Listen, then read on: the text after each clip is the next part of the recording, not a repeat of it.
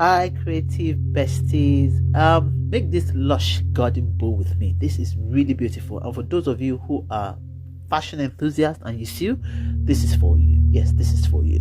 Now, you're going to be using a shiny satin ribbon to do this, and all the dimensions you'll be needing will be on the screen, so you don't need to worry.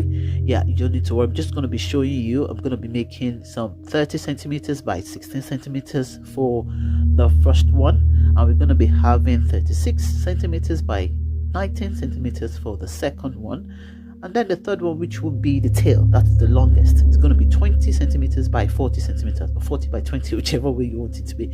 So that's what we have for our dimensions. Now, this is a very beautiful bow in that you can make it whichever way you like, but you know, understanding the rudiments is very important. So all you need to do is to be sewing it from the wrong side.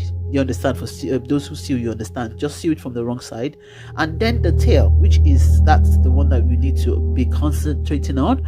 You're going to be having 5 centimeters out of it. You're going to be forming a diagonal so that you can give it that beautiful tail. So get 5 centimeters out and like mark it like so. I'm going to be showing you how to sew it out. So you're going to be making a diagonal using the 5 centimeters to the other side, yes, and then to the other side also.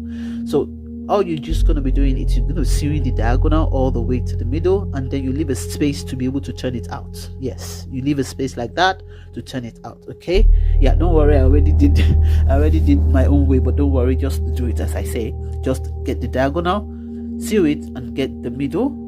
Don't seal that middle so that you can turn it out from that middle, and then you can cut off the excess that the 5 centimeters has, you know, given to you, that diagonal, so you can have a very beautiful tail. Okay, so after we have sewn, we have the middle, and then we are turning it out like I said. Yes, and that's how you can actually turn it out.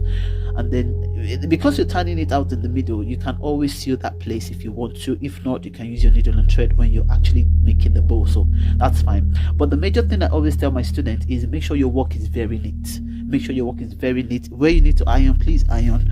Where you need to do extra due diligence, please do. We don't want second guesses. We always, like this, I'm ironing all of my materials. I'm making sure that they are all straight, they're all beautiful to work on, and they'll give me that perfect finish that I need. And that is what I'm going to be teaching on my Creative Bees Masterclass, which is going to be happening on February 2026. We're going to be learning 50 different types of fabric roses and hair accessories.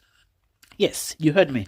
50 different types of fabric roses and hair. I'm going to be teaching you how to sell, and how to actually, you know, position yourself for sales. Now, the next